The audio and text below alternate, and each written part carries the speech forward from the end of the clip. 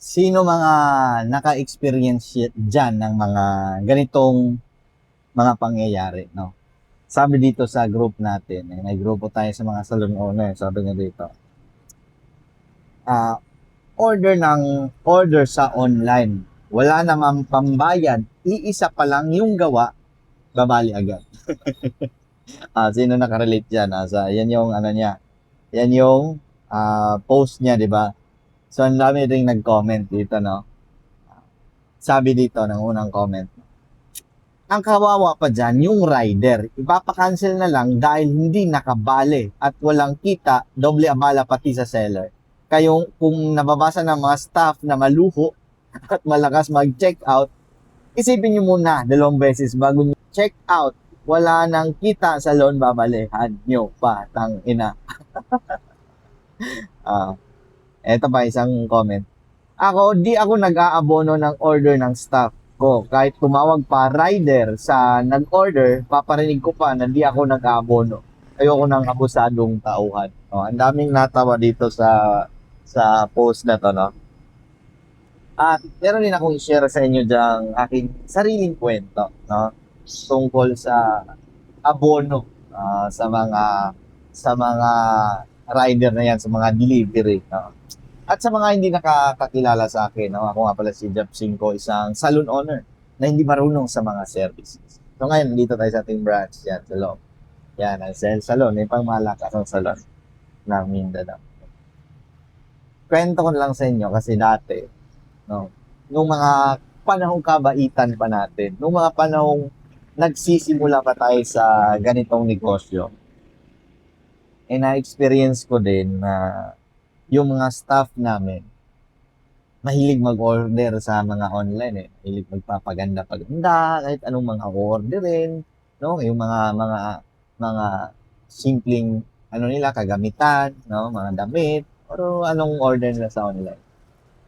Ngayon, may mga nangyari na minsan na naging madalas. May mga panahon na yung mga staff natin o kadalasan mangyari ito, mga cashier or mga stylist, o yan yung mga kadalasan, mga assistant, o mga nail-tech ko, halos naman sila ganun. May na-experience kami dati na nag-order online, ito siya ay cashier, cashier niya namin dito sa salon. Nag-order siya online ng produkto. Tapos dito kasi sa amin, yung cashier, siya yung may hawak ng cash, di ba? Dati, hindi namin yan chine-check yung benta o yung sales o kung magkano yung handle na hawak na pera ng staff o ng cashier. Hanggang sa nalaman na lang namin, nung minsan ay kailangan namin ng kunin yung pera. Kailangan na i-deposit or merong emergency bayaran or merong importanteng babayaran. Kasi, ang nangyari, nung kukunin na namin yung pera dun sa cashier, sinabi niya na nakulang daw, no? Na wala daw yung pera. Hindi daw buo. Kasi nagastos niya kasi may parcel na dumating. Di ba? Mga loko-loko talaga, no? Kaya, nung nangyari yon, hindi lang to sa cashier kasi dati, pag merong parcel at wala yung cashier o wala yung staff na nag-order, ang gagawin nilang solusyon dyan ay kukuha ng pera doon sa counter. Kukunin nila yung pambayad. No? Doon sila kukuha nang hindi nagpapaalam. Nalaman na lang namin kung panahon na kailangan na namin yung pera. Kaya, ang ginawa naming solusyon sa problemang yon, naghigpit kami, no? Hindi na kami naging mabait. Anong mga nakaraan kasi, ang bait pa natin kasi nag-uumpisa pa tayo. Habang tumatagal, no, na-realize ko na hindi pala maganda yung mabait kasi maabuso ka. So ngayon, ang nangyari na, bawal nang gumamit ng pera. No? Gamitin lang sa personal, bayad nila sa order online or gamitin lang pambili ng pagkain. Kaya binawal namin yon. O bawal ka nang kumuha ng pera dyan sa counter. Bawal na yan. No? Kasi pera ng kumpanya yan. may narinig ka bang isang mall o isang SM na may dumating na parcel at kinuha ng staff yung benta dun sa cashier at binayad sa parcel? Wala naman, di ba? Bakit hindi natin to magawa? Oh.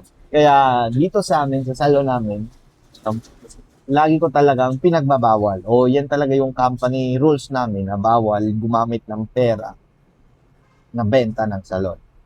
Pera ng counter o pera ng company. Bawal na bawal yan. Labag yan sa karapatang pantao. Ay, karapatan ng aming negosyo. Comment kayo dyan sa mga naka-experience din ng ganitong setup no, sa mga tauhang ang lakas, no?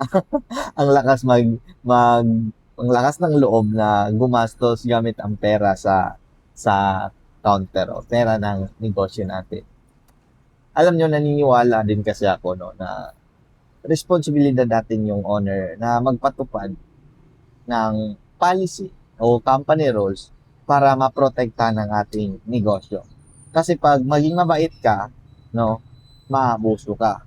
Ang kalaban kasi natin dito mga owner ay yung may mga tao na abusado talaga na hahanapin nila yung kahinaan mo at doon sila haatake. Marami ako na-experience na ganyan. Kaya bilang mabuting negosyante, bilang salon owner, minumungkahi ko na maghigpit din tayo, lalo na pagdating sa pera. Kasi yan yung pera na yan, yan yung magiging maaaring dahilan, no? Kung hindi mo magamit ng maayos o naabuso o nagamit ng iba, maaaring yan pa yung kakabagsak ng iyong salon. Yan lang, good morning. Trabaho-trabaho na naman tayo no, ngayong araw na to. Bye-bye, trabaho ulit.